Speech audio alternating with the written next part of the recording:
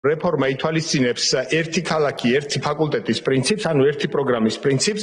შესაბამისად, ამ 4-5 უნივერსიტეტს აღარ შეიძლება ერთი და იგივე სამართალზე მიიღოს სტუდენტები. ახალი სასწავლო წლიდან მთავრობა განსაზღვრავს, რამდენი სტუდენტი უნდა მიიღონ სახელმწიფო უნივერსიტეტებმა და მთავრობა განსაზღვრავს, რომელ უნივერსიტეტში რომელი პროგრამა იქნება. თუ გამოყოფილი ადგილები აბიტურიენტებს არ ეყოფათ, ისინი სახელმწიფო დაფინანსების გარეშე დარჩებიან, რადგანაც კერძო უნივერსიტეტის სტუდენტებს ქართული ოცნება სასწავლო გრანტს აღარ მისცემს და სწავლის ნაწილს აღარ დაუფინანსებს.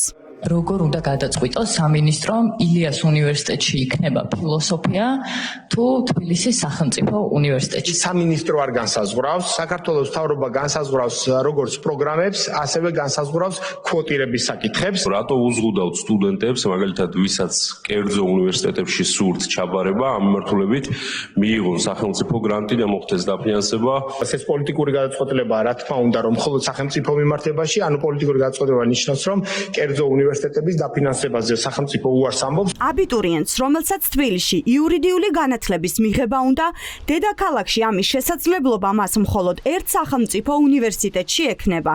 იურიდიულ ფაკულტეტს დამატებით მხოლოდ სხვა ქალაქში ან რომელიმე სხვა კერძო უნივერსიტეტში ისწავლის.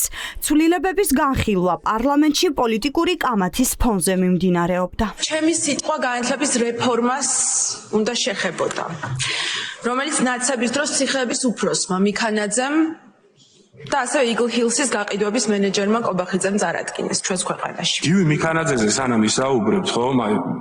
ერთი მეათედი მაინც უნდა კონდეთ ქვეყნისთვის გაკეთებული, რომ გივი მიქანაძის კრიტიკაზე გადახვიდეთ და ამისი უფლება მიცეს საკუთარ თავს. და როდესაც ბატონ კობახიძეზე საუბრობთ და რაღაცა აგიტაციებიათ იქ რაღაცა ფრაზა, ეს არ ვიცი რომელმა უფროსმა და პატრონმა ჩაგიშალათ რომელი ქვეყნიდან, ხომ? ირაკლი კობახიძე არის ძალიან მაღალი დონის პროფესიონალი თავისი საქმის. საქართველო არის იყალთოსა და გელათის მემკვიდრე ქვეყანა, სადაც განათლება ყოველთვის იყო ეროვნული იდენტობის საფუძველი. ამ ტრადიციის გაგრძელება ჩვენი პასუხისმგებლობაა. ცვლილებები, რომელსაც ქართული ოცნება ისტორიულს უწოდებს, კრიტიკას ვერ უძლებს. აკადემიური სფეროს წარმომადგენლები, პროფესორები, ექსპერტები აცხადებენ, რომ ქართული ოცნება ქვეყანაში საბჭოთა დროის განათლების სისტემას აბრუნებს. არავინ იცის, ვინ იმუშავა ცვლილებებზე, როგორ შეიძლებოდა სამინისტროში სულ რაღაც ერთი წლის მისულ გივი მიქანაძეს გააზრებული და ხარისხიანი კვლევა და რეფორმა ჩაეტარებინა.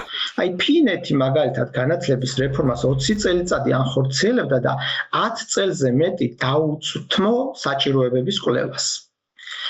მეორე მთავარი მოცემულობა ეს არის, რომ არ შეიძლება განათლების რეფორმა იყოს პოლიტიკური მიზნების, საკუთარი პოლიტიკური დღის წესრიგის, პოლიტიკური გემოვნების საკითხი. მინისტრის მოადგილემ და მინისტრმა გადახედონ ვინ აკრიტიკებს, ანუ ვინ არიან ეს ადამიანები. ის ადამიანები, რომლებიც წლების განმავლობაში თანამშრომლობდით განათლების სამინისტროსთან, თანამშრომლობდით ხარისხის განვითარების ეროვნული ხარისხის განვითარების ცენტრთან, ჩვენ ვიყავით ექსპერტები, რომლებიც ავტორიზაციას აძლევდნენ უნივერსიტეტებს, პროგრამების აკრედიტაციას აძლევდნენ. წმინდა პროპაგანდისტულ ინსტრუმენტებს იგონებენ, თუ როგორ შეიძლება ის კონტროლის მექანიზმები და მმართველობისთვის სასარგებლო მექანიზმები გაასაღონ როგორც სასარგებლო მოსახლეობისთვის. მინისტრის მოადგილეს კრიტიკა არ ესმის. დილით პარლამენტში მისული ზვიად გაბისონია აკადემიური სფეროს წარმომადგენლებს თავს დაესხა. რამდენიმე ათასიდან 10 ან 100 პროფესორი თუ გაკრიტიკებთ, ეს ნიშნავს, რომ საერთო ეროვნულ შეჯერებებულ პოზიციაზე ვგულისხმობ? პროფესორის კრიტიკა საქართველოს კანონმდებლობის მიხედვით, იმის გამო, რომ ცნება ექსპერტი განმარტებული არ არის, ზოგს ორი წიგნით შეიძლება არ კონდეს წაკითხული და ექსპერტებს ვერ ეძახით. ახლა საინტერესოა, მიიყვანს თუ არა ქართული ოცნება ამ რეფორმას ბოლომდე და იქონიებს თუ არა მასზე გავლენას მაგალითად საკადრო ცვლილებები ან პოლიტიკური გადაადგილებები.